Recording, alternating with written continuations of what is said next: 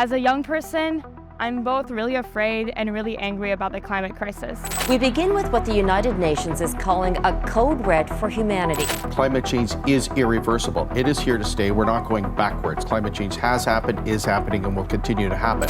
No nation is immune. It's a bit like an alarm clock. You can keep switching the alarm clock off, but eventually it will be too late. And the results will be catastrophic.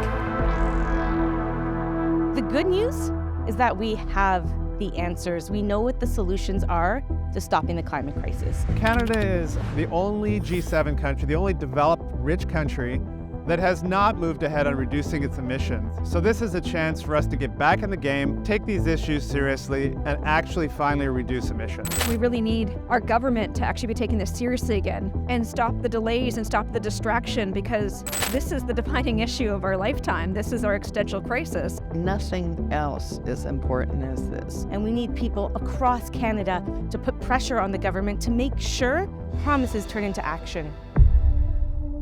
If I had to pick one reason why Canada hasn't moved forward, I say it's the disproportionate impact on our entire system by the oil and gas industry. These are companies that have spent decades lobbying against any kind of climate action while getting billions of dollars in taxpayer subsidies to continue fueling the very activities causing the crisis. They have huge economic power, huge ability to lobby politicians, and they really have stalled things. They're blocking all of the implementation of new ideas, new technologies, new initiatives from communities to actually help us move away from pollution that's destroying our planet and move to things that will create prosperity and a healthy environment in your communities. Cap to the oil and gas industry and stop the subsidies can change the whole thing. Well, it's really the choice between the planet and the profits of a greedy few. And I'm siding with the planet and the people who need climate action. This moment is about pushing back against that industry. Now, picking a side and standing on that side.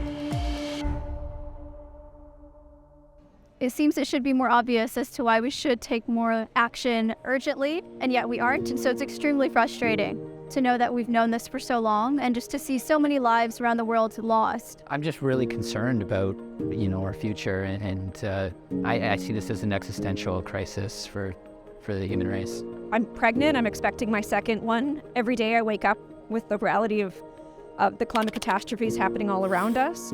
I hear stories about the impacts that are happening to children right now from climate change. I want for them a secure, healthy place to live, to develop. What inspires me is I have a 1-year-old child.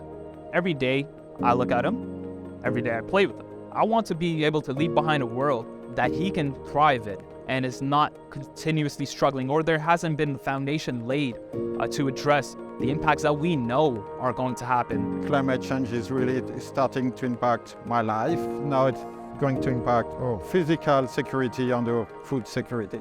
There's so many ways that all of our lives will improve once we've done the really hard work of transitioning away from fossil fuels towards clean energy systems.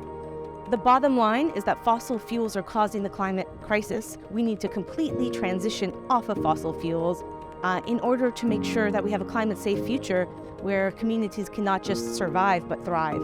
Where there's a will, there's a way. And honestly, people just need to care, raise awareness, and show that communities coming together is really what makes us resilient. So I hope that people start paying more attention and acting on what they actually think that's going to happen. Just showing up and being present, whether online or in person, but actually showing up for the cause in those moments, you've already succeeded. And we need people more than ever right now in this moment to just show up.